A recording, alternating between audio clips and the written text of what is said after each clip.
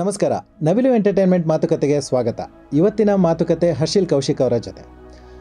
ನಾವು ಈಗಾಗಲೇ ನಮ್ಮ ಯೂಟ್ಯೂಬ್ ಚಾನಲ್ನಲ್ಲಿ ಹಲವಾರು ಡಬ್ಬಿಂಗ್ ಕಲಾವಿದರ, ಡಬ್ಬಿಂಗ್ ನಿರ್ದೇಶಕರ ಇಂಟರ್ವ್ಯೂಗಳನ್ನು ಮಾಡಿ ಪ್ರಸಾರ ಮಾಡಿದ್ದೀವಿ. ಅದಕ್ಕೆ ತುಂಬ ಒಳ್ಳೆಯ ರೀತಿಯ ಒಪಿನಿಯನ್ಗಳು ಬರ್ತಾ ಇವೆ. ಅದರ ಜೊತೆಗೆ ನಾವು ಸ್ಯಾಂಡಲ್ವುಡ್ನ ಭರವಸೆಯ ಪ್ರತಿಭೆಗಳ ಜೊತೆ ಮಾತುಕತೆಯನ್ನು ಮಾಡಿ ಅವರ ಅನಿಸಿಕೆ ಅನುಭವಗಳನ್ನು ಹಂಚಿಕೊಳ್ಳೋದಕ್ಕೆ ಒಂದು ವೇದಿಕೆಯನ್ನು ರೂಪಿಸಬೇಕು ಅಂತ ಇದ್ದೀವಿ. ಆ ಒಂದು ನಿಟ್ಟಿನಲ್ಲೇ ನಾವು ಇವತ್ತು ಹರ್ಷಿಲ್ ಕೌಶಿಕ್ ಅವರ ಜೊತೆ ಮಾತಾಡ್ತಾ ಇದ್ದೀವಿ. ಇತ್ತೀಚೆಗೆ ಕನ್ನಡದಲ್ಲಿ ಒಂದು ಸಿನಿಮಾ ಬಂದಿದೆ, ಅದು ಆಚಾರ್ ಆ್ಯಂಡ್ ಕೋ. ಅದು ಹೆಚ್ಚು ಜನರ ಪ್ರೀತಿಯನ್ನು ಕೂಡ ಗಳಿಸಿದೆ. ಕಾರಣ ಅದು 80ರ ದಶಕದ ಕನ್ನಡದ ಪರಿಸರವನ್ನು ಕಟ್ಟಿಕೊಟ್ಟಿದೆ. ಅದರಲ್ಲಿ ಒಂದು ರಘು ಅನ್ನೋ ಪಾತ್ರವನ್ನು ಹರ್ಷಿಲ್ ಅವರು ನಿಭಾಯಿಸಿದ್ದಾರೆ. ಹರ್ಷಿಲ್ ಅವರು ಮೂಲತಃವಾಗಿ ನಾಟಕದಿಂದ ತಮ್ಮ ಒಂದು ಅಭಿನಯದ ಜರ್ನಿಯನ್ನು ಶುರು ಮಾಡಿ ಹಲವಾರು TV ಸೀರಿಯಲ್ ಹಾಗೆ ಸಿನಿಮಾಗಳಲ್ಲಿ ನಟಿಸ್ತಾ ಬಂದು ಈಗ ಆಚಾರ್ ಆ್ಯಂಡ್ ಕೋಲಿ ಒಂದು ಮುಖ್ಯವಾದ ಪಾತ್ರದಲ್ಲಿ ಅವರು ತಮ್ಮ ಪ್ರತಿಭೆಯನ್ನು ಹೊರಹಚ್ಚಿದ್ದಾರೆ. ಅದರ ಜೊತೆಗೆ ಡಬ್ಬಿಂಗಲ್ಲೂ ಕೂಡ ಇವರು ಹಲವಾರು ನಾಯಕರ ಪಾತ್ರಗಳಿಗೆ ಜೀವನ ತುಂಬಿದ್ದಾರೆ. ಬನ್ನಿ ಇವ್ರ ಜೊತೆ ಮಾತುಕತೆಯನ್ನು ಮಾಡೋಣ. ಇವರ ಒಂದು ಅಭಿನಯ ಹಾಗೂ ಡಬ್ಬಿಂಗ್ನ ಜರ್ನಿ ಯಾವ ರೀತಿ ಸಾಗಿದೆ ಅನ್ನೋದನ್ನು ತಿಳ್ಕೊಳ್ಳೋಣ. ನಮಸ್ಕಾರ ಹರ್ಷಿಲ್. ನಮಸ್ತೆ. ಮಾತುಕತೆಗೆ ಸ್ವಾಗತ. ಮೊದಲನೇದಾಗಿ ನೀವು ಹುಟ್ಟಿ ಬೆಳೆದಿದ್ದು ಎಲ್ಲಿ, ಹಾಗೆ ಎಲ್ಲಿ ಒಂದು ನಿಮ್ಮ ಓದು ಅಥವಾ ಬೆಳವಣಿಗೆ, ಒಟ್ಟಾರೆಯಾಗಿ ನಿಮ್ಮ ಬೆಳವಣಿಗೆ ನಡೆದಿದೆ ಎಲ್ಲಿ? ಸೊ ನಾನು ಹುಟ್ಟು ಬೆಳೆದಿದ್ದೆಲ್ಲ ಬೆಂಗಳೂರಲ್ಲೇ. ಪಕ್ಕ ಬೆಂಗಳೂರು ಹುಡುಗ. In fact Rajajinagar Navarang theatre opposite ಮನೆನೆ. ಓಕೆ, ಥಿಯೇಟರ್ ಪಕ್ಕದಲ್ಲೇ, ಥಿಯೇಟರ್ ಎದುರುಗಡೆ. ಸೊ ನಾನು ಮನೆಯಿಂದ ಆಚೆ ಬಂದ್ರೆ ನನಗೆ ಪೋಸ್ಟರ್ಗಳು, ಕಟ್ಔಟ್ಗಳು, ಆ ಜನ ಜಂಗುಳ ಏನು ಥಿಯೇಟರ್ಗೆ ನುಗ್ತಾ ಇದ್ರು ಜನ, ಅದನ್ನೇ ನೋಡಿ ಬೆಳ್ಕೊಂಡವನು. ನಾನು ಯಾವಾಗ್ಲೂ ನಾನು ಗೇಟ್ ಮೇಲೆ ನಿಂತ್ಕೊಂಡು ಆಚೆ ನಿಂತ್ಕೊಂಡಿರ್ತಿದ್ದೆ, ಗೇಟ್ ಹತ್ಬಿಟ್ಟು. ಸೊ ನಾನು ಲಿಟ್ರಲಿ ಆ ಸಿನಿಮಾ ಜೊತೆಗೆ ಬೆಳೆದಿದ್ದೀನಿ ಅಂತ ಹೇಳ್ಬೋದು. ಓದು ಬಂದು ಕಡಾಂಬಿ ವಿದ್ಯಾಕೇಂದ್ರ ಅಂತ ಬಸವೇಶ್ವರ ನಗರದಲ್ಲಿರುವಂತ ಸ್ಕೂಲು, CSC. ಅದು ಮುಗಿದ ಮೇಲೆ KLE ಓದ್ದೆ, PUC KLE ಮಾಡಿದೆ. ಸೊ ಅಗೇನ್ ನವರಂಗ್ ಥಿಯೇಟರ್ ಹಿಂಭಾಗದಲ್ಲಿ KLE. ಸೊ ಲಿಟ್ರಲಿ ನಾನು ಕಾಲೇಜಿಗಿಂತ ಜಾಸ್ತಿ ನವರಂಗ್ ಥಿಯೇಟರ್ ಇದ್ದಿದ್ದೆ ಹೆಚ್ಚು. ಅದಾದ್ಮೇಲೆ ನಾನು ನನ್ನ ಡಿಗ್ರಿನ ಸುರಾನಲ್ಲಿ ಮಾಡಿದ್ದು, BBM ಓದ್ದೆ. ಸೊ BBM ಓದಿದ ಮೇಲೆ ನಾನು I completely got into acting. So ಹೇಗೆ ಅಂದ್ರೆ ಕಾಲೇಜ್ ಮುಗಿಸಿದ ತಕ್ಷಣನೇ ಒಂದು ಆಕ್ಟಿಂಗ್ ಕರಿಯರ್ಗೆ ಬಂದ್ರ? ಅಂದ್ರೆ ನಾನು ಮುಂಚೆಯಿಂದನೂ ನಾನು PUC ಟೈಮಲ್ಲೂ ಕೂಡ I was very clear that I want to become an actor. Acting enter ಆಗ್ಬೇಕು ಅನ್ನೋದಿತ್ತು. ಬಟ್ ನಮ್ಮ ತಾಯಿ ತುಂಬಾ ಸೀರಿಯಸ್ ಆಗಿ, ನೋಡಪ್ಪ ನೀ ಏನ್ ಬೇಕಾದ್ರೂ ಮಾಡ್ಕೊ, ಡಿಗ್ರಿ ಮುಗಿಸ್ಕೊ, ಫಸ್ಟ್ ಓದ್ಕೊಂಡ್ಬಿಡು, ಡಿಗ್ರಿ ಮುಗಿದ್ಮೇಲೆ ನೀನ್ ಏನ್ ಬೇಕಾದ್ರೂ ಮಾಡ್ಕೊ ಅಂತ. ಸೊ ಅವಾಗ BBM ಮುಗಿಸಿ, ಅದಕ್ಕೋಸ್ಕರ ಅಂತ BBM ಮುಗಿಸಿ ಆಮೇಲೆ ಆಕ್ಟಿಂಗ್ ಸ್ಟಾರ್ಟ್ ಮಾಡಿ. ಸೊ ಆಕ್ಟಿಂಗ್ ಮೊದಲು ಏನ್ ಶುರು ಮಾಡಿದ್ರಿ? ಅಂದ್ರೆ ನಾಟಕನ ಅಥವಾ ನಾಟಕಗಳು? ಸೊ ಕಾಲೇಜ್ ಟೈಮಲ್ಲಿ ಅಂದ್ರೆ ನಾನು ತುಂಬಾ ಆಂಕ್ಷಿಯಸ್, ತುಂಬಾ ರಿಸರ್ವ್ಡ್ ಕ್ಯಾರೆಕ್ಟರ್ ನಂದು ಪರ್ಸನಲಿ. ಸೊ PUCಲಿ ಒಂದು ಸ್ಟೇಜ್ ಪರ್ಫಾರ್ಮೆನ್ಸ್ ಕೊಟ್ಟೆ. ಅಲ್ಲಿವರೆಗೂ ನಾನು ಸ್ಟೇಜ್ ಹತ್ತೂ ಇರಲಿಲ್ಲ. ಒಂದು ಡ್ಯಾನ್ಸ್ ಪ್ರೋಗ್ರಾಮ್ ಮಾಡಿದೆ. ಅದಾದ್ಮೇಲೆ BBM ಬಂದಾಗ ಮ್ಯಾಡ್ ಆಡ್ಸ್ ಮಾಡಕ್ ಸ್ಟಾರ್ಟ್ ಮಾಡಿದೆ. ಸೊ ಇದೆಲ್ಲ ಒಂಥರ ಚಿಕ್ಕ ಸಣ್ಣ ಹೆಜ್ಜೆಗಳು ತಗೊಂಡು ಡಿಗ್ರಿ ಮುಗಿದ ತಕ್ಷಣ ನಾಟಕಗಳು ಸ್ಟಾರ್ಟ್ ಮಾಡಿದೆ. ಸೊ ನನ್ನ ಫ್ರೆಂಡ್ ಒಬ್ರು ರಂಗಸಿರಿ ಅಂತ ಒಂದು ತಂಡದಲ್ಲಿ, she was a part of the team. So ಅವಳು ಈ ತರದೊಂದು ಹೊಸ ನಾಟಕದ್ದು ರಿಹರ್ಸಲ್ ನಡೀತಾ ಇದೆ, ಒಂದ್ಸಲಿ ಬಾ, ನಾನು ಮೀಟ್ ಮಾಡಿಸ್ತೀನಿ, ಅಲ್ಲಿಂದ ನೋಡೋಣ ಎಲ್ಲಿ ಹೋಗುತ್ತೆ ಅಂತ. ಸೊ ನಾನು ರಾಜಾಜಿನಗರದಿಂದ ಸ್ಮಾರ್ಟ್ ಸ್ಕೂಲ್ ಅಂತ ಮಾಗಡಿ ರೋಡಲ್ಲಿದೆ, ಅಲ್ಲಿ ಗಾಡಿ ಎತ್ಕೊಂಡು ಹೋದೆ ಫಸ್ಟ್ ಟೈಮು. ಸರಿ, ರಿಹರ್ಸಲ್ ಅಂದ್ರೆ ಹೆಂಗಿರುತ್ತೆ ಅಂತಲೂ ಗೊತ್ತಿಲ್ಲ. ಆಮೇಲೆ ನಾನು ಫಸ್ಟ್ ನಾಟಕ ನೋಡಿದ್ದು ರಂಗಸಿರಿರೆ. ಸೊ ವಾಸಾಂಸಿ ಜೀರ್ಣಾನಿ ಅಂತ ಕಾರ್ನಾಡ್ರದ್ದು ನಾಟಕ. ಸೊ ಅದನ್ನ ಸ್ಟೇಜ್ ಮಾಡಿದೆ ಫಸ್ಟ್ ಟೈಮ್. ಓ, ನಾಟಕ ಹಿಂಗಿರುತ್ತೆ ಅನ್ನೋದು ನಂಗೆ ಅನುಭವ ಸಿಕ್ಕಿದ್ದೆ ರಂಗಸಿರಿ ತಂಡದಿಂದ. ಸೊ ಈ ರಿಹರ್ಸಲ್ಸ್ಗೆ ಹೋದೆ. ಅಲ್ಲಿ ಹೋಗಿ ಕಾಯ್ತಿದ್ದೀನಿ, ಎಲ್ಲರೂ ಪರ್ಫಾರ್ಮ್ ಮಾಡ್ತಿದ್ದಾರೆ. ನನಗೆ ಆಗ್ಲೂ ನಡ್ಕ ಹೆಂಗಪ್ಪ ಕೇಳೋದು, ಹೆಂಗೆ ಅದು. ಸೊ ಲಿಟ್ರಲಿ ನಾನು 4 ಅವರ್ ಸುಮ್ಮನೆ ಕೂತಿದ್ದೆ. ಸೊ ಡೈರೆಕ್ಟರ್ ನೋಡಿದ್ರು, ಊಟ ಮಾಡಿದ್ರೇನ್ರಿ? ಇಲ್ಲ, ಮಾಡಿ ಹೋಗಿ ಅಂದ್ಬಿಟ್ಟು ಊಟ ಮಾಡಿಸಿದ್ರು. ಆಮೇಲೆ ಅವ್ರ ಪಾಡಿಗೆ ಅವ್ರು ರಿಹರ್ಸಲ್ಸ್ ನಡೆಸ್ತಾನೆ ಇದ್ರು. ನಾನು ಊಟ ಮಾಡಿದೆ, ಆಮೇಲೆ ನಿದ್ದೆ ಬಂದಂಗೆ ಆಯ್ತು, ಮಲಗ್ಬಿಟ್ಟೆ. 6 ಗಂಟೆವರೆಗೂ, 12 ಗಂಟೆಗೆ ಹೋದೆ. 6 ಗಂಟೆಗೆ ಎಚ್ಚರ ಆಯ್ತು. ಅದು ಸಾರಿ, ಯಾವುದು ರೋಲ್ ಇಲ್ಲ ಹುಡುಗರಿಗೆ ಈ ನಾಟಕದಲ್ಲಿ. ಅಯ್ಯೋ ಪರವಾಗಿಲ್ಲ ಸರ್, ಅದ್ರಲ್ಲಿ ಏನಿದೆ ಅಂದ್ಬಿಟ್ಟು ಬಂದೆ ಅಲ್ಲಿಂದ. ಬಟ್ ಸಿಕ್ಕಾಬಡೆ ಬೇಜಾರು. 20 ಕಿಲೋಮೀಟರ್ ಓಡಿಸ್ಕೊಂಡು ಹೋಗಿದ್ದೀನಿ ಗಾಡಿನ. ನೋಡ್ರಿ, ಅಲ್ಲಿ ಹೋದ್ಮೇಲೆ ರೋಲ್ ಇಲ್ಲ ಅಂತ ಹೇಳ್ತಿದಾರಲ್ಲ ಅಂತ Sandeep Pai director. So but ಅವ್ರಿಗೆ ಅದಾದ್ಮೇಲೆ ಅವ್ರಿಗೆ ಏನ್ ಅನ್ನಿಸ್ತು ಏನೋ, ಮತ್ತೆ ಫೋನ್ ಮಾಡಿ ಕರ್ಸಿದ್ರು, ಇಲ್ಲ ಒಂದು ರೋಲ್ ಇದೆ, ನೀವು ಬನ್ನಿ, ಮಾಡ್ಬೋದು ಬನ್ನಿ ಅಂದ್ಬಿಟ್ಟು. ಸೊ ಅಲ್ಲಿಂದ ಶುರುವಾಯ್ತು ನಾಟಕದ ಜರ್ನಿ. ಸುಮಾರು ಅಂದ್ರೆ ಇತ್ತೀಚಿನವರೆಗೂ ನೀವು ನಾಟಕಗಳಲ್ಲಿ ಅಲ್ಲಲ್ಲಿ ಪಾರ್ಟಿಸಿಪೇಟ್ ಮಾಡ್ತಾನೆ ಇದ್ದೀರಾ ಅನ್ಸುತ್ತಲ್ವಾ? ಸೊ ನಾನು ನಿರಂತರವಾಗಿ ರಂಗಸಿರಿ ಭಾಗ ನಾನು ಹಾ, okay. ಸ್ಟೇಜ್ ಮೇಲೆ ಹೋಗದೆ ಇದ್ರು ನಾನು ಪ್ರೊಡಕ್ಷನ್ ಅಂತೂ ಖಂಡಿತವಾಗ್ಲೂ ಮಾಡೇ ಮಾಡ್ತೀನಿ. ಓಕೆ. ಸೊ ಅಲ್ಲಿಂದ ಸಿನಿಮಾ ಅಂದರೆ ನಾನು ಮೊದಲಿಗೆ ಆಚಾರ್ ಆ್ಯಂಡ್ ಕೋ ಸಿನಿಮಾದ ಬಗ್ಗೆನೇ ಕೇಳ್ತೀನಿ. ಯಾಕಂದರೆ ಈಗ ಅದೊಂದು ಬಿಡುಗಡೆ ಆಗಿ ಹೆಚ್ಚು ಜನರನ್ನ ತಲುಪಿದೆ, ಜೊತೆಗೆ ಒಂದು ಬೇರೆ ಸ್ಟೈಲ್ ನಮ್ಮನ್ನು ಒಂದು 1980 ಅಥವಾ 70ರ ದಶಕದ ಬೆಂಗಳೂರಿಗೆ ಕರ್ಕೊಂಡೋಗುತ್ತೆ, ಆ ಕಾಲಘಟ್ಟಕ್ಕೆ ಕರ್ಕೊಂಡೋಗಿ ಒಂದೊಳ್ಳೆ ಎಂಟರ್ಟೈನ್ಮೆಂಟ್ ಕೊಡುವಂಥ ಸಿನಿಮಾ.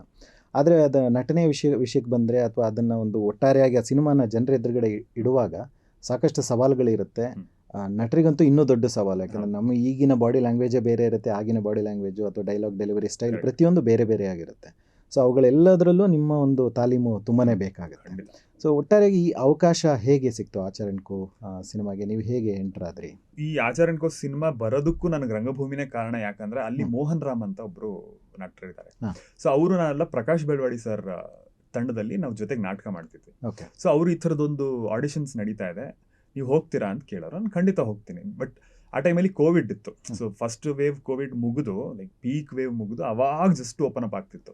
ಸೊ ಲಿಟ್ರಲಿ ನಾನು ಅಷ್ಟು ಆಲ್ಮೋಸ್ಟ್ ಒಂದು 8 ತಿಂಗಳು ಯಾವುದು ಆಡಿಷನ್ಸ್ ಏನೂ ನಡೆದಿರಲಿಲ್ಲ. This is the first live audition. ಹೋಗ್ತೀರಾ ಅಂದ್ರು, ಖಂಡಿತ ಹೋಗ್ತೀನಿ ಅಂದೆ. ಸೊ ಹೋದೆ. ಅಲ್ಲಿ ಹೋದ ತಕ್ಷಣ like proper very professional setup, ಯಾವುದೋ ಒಂದು ಆ್ಯಡ್ ಕಂಪ್ನಿ. ಸೊ ಇನ್ಫ್ಯಾಕ್ಟ್ ಅವರೇ ಎಕ್ಸಿಕ್ಯೂಟಿವ್ ಪ್ರೊಡಕ್ಷನ್ ಕೂಡ ಮಾಡಿದ್ದವ್ರೆ, ಡಾಟ್ ಫಿಲ್ಮ್ಸ್ ಅಂತ. ಸೊ ಅಲ್ಲಿ ಹೋದಾಗ ಆಡಿಷನ್ಸ್ ಕೊಟ್ಟೆ. ಅಲ್ಲಿ ನೋಡಿದ್ರೆ ಸುಮಾರು ಜನ ಆ್ಯಕ್ಟರ್ಸ್ ನಂಗೆ ಪರಿಚಯ ಇರೋರು. ನಾನು ಯಾರನ್ನ ಸಿಕ್ಕಾಪಟ್ಟೆ ಇಷ್ಟಪಡ್ತೀನಿ, ತುಂಬ ಒಳ್ಳೆ ಆ್ಯಕ್ಟರ್ ಅಂತ ನಾನು ನಂಬಿದ್ದೀನಲ್ಲ. ಸೊ ಅವರೆಲ್ಲ ಅದೇ ರೋಲ್ಗೆ ಆಡಿಷನ್ ಕೊಡ್ತಾ ಇರೋ. ಇದು ಯಾಕೋ ಆಗದೆ ಸರಿ ಹೋಗ್ಲಿ, ಇಲ್ಲವರೆಗೂ ಬಂದಿದ್ದೀವಿ, ಆಡಿಷನ್ ಕೊಟ್ಬಿಟ್ಟು ಹೋಗೋಣ ಅಂದ್ಬಿಟ್ಟು ಕೊಟ್ಟೆ. ಚೆನ್ನಾಗಿ ಅನ್ನಿಸ್ತು. ನಾನು I was very happy with the auditions. But call ಬರಲಿಲ್ಲ. ಸೊ ಅವರೆಲ್ಲ ಆಡಿಷನ್ ಕೊಟ್ಟಿದ್ದಾರೆ, ನನಗೆ ಯಾಕೆ ಕಾಲ್ ಮಾಡ್ತಾರೆ ಅನ್ನೋದು ಸುಮ್ಮನೆ ಇದ್ದೆ. ಆಮೇಲೆ 1 ವರ್ಷ ಆದ್ಮೇಲೆ ಮತ್ತೆ ಕಾಲ್ ಬಂತು. ಕಾಲ್ ಬಂದು, ಇಲ್ಲ ಈ ಥರ ಡೈರೆಕ್ಟರ್ ಮ್ಯಾಮ್ ನಿಮ್ಮನ್ನ ಇನ್ನೊಂದ್ಸಲಿ ಆಡಿಷನ್ ಮಾಡ್ಬೇಕಂತೆ, ಬನ್ನಿ ಅಂದರು. ಸೊ ಓಕೆ ಅಂತ ಮತ್ತೆ ಹೋದೆ, ಆಡಿಷನ್ ಕೊಟ್ಟೆ. ಇಮಿಡಿಯೇಟ್ ಆಗಿ ಸಿಂಧು ಬಂದರು. ಸಿಂಧು ಬಂದು ಓಕೆ ದಿಸ್ ವರ್ಕ್ಸ್ ಅಂತ ಹೇಳಿ ಹೋದ್ರು. ಆನಂದ್ ಬಂದರು, ಹೂಸ್ ದಿ ಎಕ್ಸಿಕ್ಯೂಟಿವ್ ಪ್ರೊಡ್ಯೂಸರ್. ಬಂದು ಇಮಿಡಿಯೇಟ್ ಆಗಿ ಮಾತುಕತೆ ಸ್ಟಾರ್ಟ್ ಆಗೋಯ್ತು. ಆಲ್ ದಿ ಫೈನಾನ್ಷಿಯಲ್ಸ್ ಅದು ಡಿಸ್ಕಷನ್ಸ್, ಡೇಟ್ಸ್ ಅದು ಲೈಕ್ ಓಕೆ. ಏನಂದ್ರೆ ನನಗೆ PRK ಸಿನಿಮಾ ಅನ್ನೋದು ಗೊತ್ತಿರಲಿಲ್ಲ. ಅದೊಂದಿದೆ. ಬಿಕಾಸ್ ನೀವು ತುಂಬಾ ಡೀಟೇಲ್ಸ್ ತಗೊಂಡು ಆಡಿಷನ್ಸ್ ಅಲ್ಲಿ ತಲೆ ಕೆಟ್ಟಿದ್ರೆ ಹೋಪ್ಸ್ ಕ್ರಿಯೇಟ್ ಮಾಡ್ಕೊಂಡು ಆ ಡಿಸಪಾಯಿಂಟ್ಮೆಂಟ್ ಆಗಬಾರ್ದು ಅಂತ ಏನು ಕೇಳಲ್ಲ. ಆಡಿಷನ್ಸ್ ಮಾಡಿದ್ವಾ, ಬಂದ್ವಾ, ಕಾಲ್ ಬಂತು ಅಂದ್ರೆ ಮಾಡ್ತೀವಿ ಅನ್ನೋ ತರ. ಅಲ್ಲಿ ನಾವು ಆನಂದ್ ಜೊತೆ ಡಿಸ್ಕಸ್ ಮಾಡ್ತಿರ್ಬೇಕಾದ್ರೆ ಅವ್ರು ಹೇಳಿದ್ರು, it's a PRK film. PRK film because Appu ಸರ್ನ ನೋಡ್ಕೊಂಡು ಬೆಳೆದವ್ರು ನಾವೆಲ್ಲ. ಸೊ ನಿಜವಾಗ್ಲೂ PRK ನಂಗೆ ನಂಬಕ್ಕೆ ಆಗ್ತಿಲ್ಲ. ಸೊ ಆಮೇಲೆ ಹಂಗೆ ಹೇಳಿ ಓಕೆ. ಸೊ ಆಡಿಷನ್ ಆಯಿತು, ಪಾತ್ರಕ್ಕೆ ಸೆಲೆಕ್ಟ್ ಆದ್ರಿ. ಸೊ ನಿಮಗೆ ಅಂದರೆ ಆಡಿಷನಲ್ಲೇ ಗೊತ್ತಾಗಿರುತ್ತೆ ಅನ್ಸುತ್ತೆ ಇದೊಂದು ರೆಟ್ರೋ ಸ್ಟೈಲ್ ಪಾತ್ರ ಅಂತ. ಅಗೇನ್ ನಿಮ್ಮಲ್ಲಿ ಒಂದಷ್ಟು ಪ್ರಿಪ್ರೇಷನ್ಗಳು ಆಗಬೇಕಾಗಿರುತ್ತೆ. ಸೊ ಅದು ಯಾವ ರೀತಿಯ ಪ್ರಿಪ್ರೇಷನ್ಗಳು ನಡೀತು ಆ ಸಮಯದಲ್ಲಿ? ಸೊ ಒಂದೇನು ಅಂದರೆ ನಮಗೆ ಸ್ಕ್ರಿಪ್ಟ್ ತುಂಬಾ ಸಾಲಿಡ್ ಆಗಿತ್ತು. ಅಂದ್ರೆ ಸಿಂಧು ಕಣ್ಣನ್ಗೆಲ್ಲು, ಆಮೇಲೆ Triloka Trivikrama who's the dialogue writer of the film, ತುಂಬಾ ವರ್ಕ್ ಮಾಡಿ ಅಂದ್ರೆ ನಮ್ಗೆ ಒಂದು ಬೌಂಡ್ ಸ್ಕ್ರಿಪ್ಟ್ ಏನ್ ಕೊಟ್ಟಿದ್ರಲ್ಲ, ಸೊ ನಮ್ ಅದರಿಂದ ಜಾಸ್ತಿ ಡಿವೇಟ್ ಮಾಡೋ ನೆಸೆಸಿಟಿ ಇರಲಿಲ್ಲ. ಅವರು ತುಂಬಾ ಕ್ಲಿಯರ್ ಆಗಿದ್ರು ಏನ್ ಬೇಕು ಈ ಪಾತ್ರದಿಂದ, ಯಾವ ಥರದ ಸಂಭಾಷಣೆ ಇರಬೇಕು, ಯಾವ ಥರದ ಡೈಲಾಗ್ಸ್ ಇರಬೇಕು ಅನ್ನೋದು ತುಂಬಾ ಕ್ಲಿಯರ್ ಆಗಿತ್ತು. ಸೊ ನಾನು ನನ್ನ ರಿಸರ್ಚ್ಗೆ ಅಂತ ನಾನು ಆವಾಗ 60s ಫಿಲ್ಮ್ ನೋಡಕ್ ಸ್ಟಾರ್ಟ್ ಮಾಡಿದೆ, ಅಣ್ಣವ್ರದ್ದು ಇದೆಲ್ಲ. ಸೊ ಅವ್ರು ಅವಾಗ ಹೇಗೆ ಮಾತಾಡ್ತಿದ್ರು, ಆ ಬಾಡಿ ಲ್ಯಾಂಗ್ವೇಜ್ಗಳು ಹೇಗಿತ್ತು.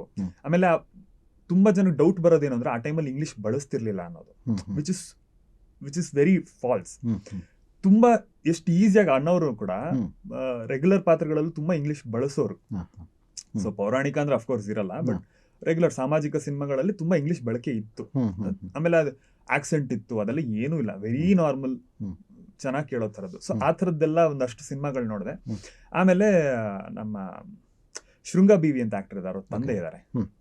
ಸೊ ಅವ್ರ ಹತ್ರ ನಾನು ಫೋನ್ ಮಾಡಿ ಅವ್ರಿಗೆ ಯಾವಾಗ್ಲೂ ಕಾಟ ಕೊಡಿದೆ, ಅಂಕಲ್ ಇದು ಈ ತರ ಹೆಂಗ್ ಹಚ್ಕೋಬೇಕು, ಇವಾಗ ಮುದ್ರೆಗಳದು ಆಗ್ಲಿ ಅಥವಾ ಆ ಥರದ ಬಟ್ಟೆಗಳು ಹೇಗೆ ಇದ್ ಮಾಡ್ತಿದ್ರು, ಬೈಗುಳುಗಳು ಹೇಗಿತ್ತು, ಇವಾಗ ಯಾರ ಫ್ರೆಂಡ್ಸ್ ಬೈತಾರೆ ಅಂದ್ರೆ ಆ ಟೈಮಲ್ಲಿ ಯಾವ ಥರದ ಬೈಗುಳುಗಳಿತ್ತು ಜನರಲ್ ಆಗಿ. ಸೊ ಅವ್ರು ನನಗೆ ರೆಗ್ಯುಲರ್ ಆಗಿ ಅಪ್ಡೇಟ್ ಮಾಡ್ತಾ ಇದ್ರು. ಸೊ ಅವೆಲ್ಲ ನಿಮಗೆ ಈ ಪಾತ್ರಕ್ಕೆ ಅಂದ್ರೆ ರಘುವನ್ನ ಪಾತ್ರ ಇವಾಲ್ವ್ ಆಗೋದಕ್ಕೆ ಸಖತ್ ಹೆಲ್ಪ್ ಮಾಡಿದೆ.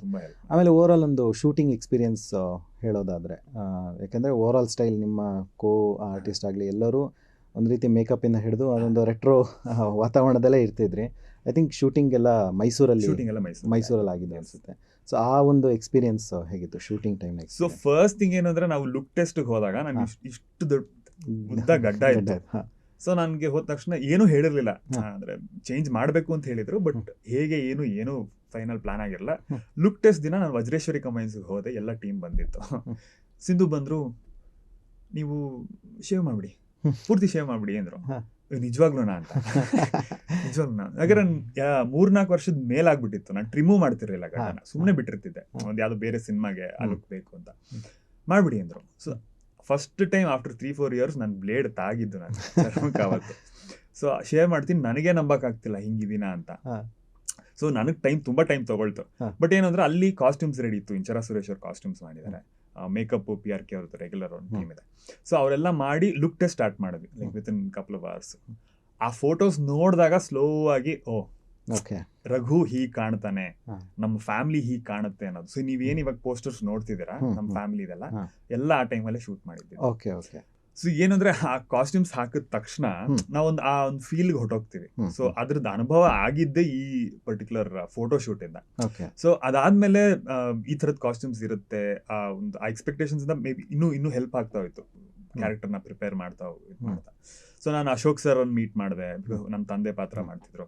ಸೊ ಅವ್ರ ಬಾಡಿ ಲ್ಯಾಂಗ್ವೇಜ್ ಹೇಗಿದೆ ಜನರಲ್ ಆಗಿ ಆ ತರದ್ದು. ಸೊ ನನ್ನ ತಮ್ಮ ಯಾರು ಮಾಡ್ತಿದ್ದಾನೆ ಅವ್ರದ್ದು.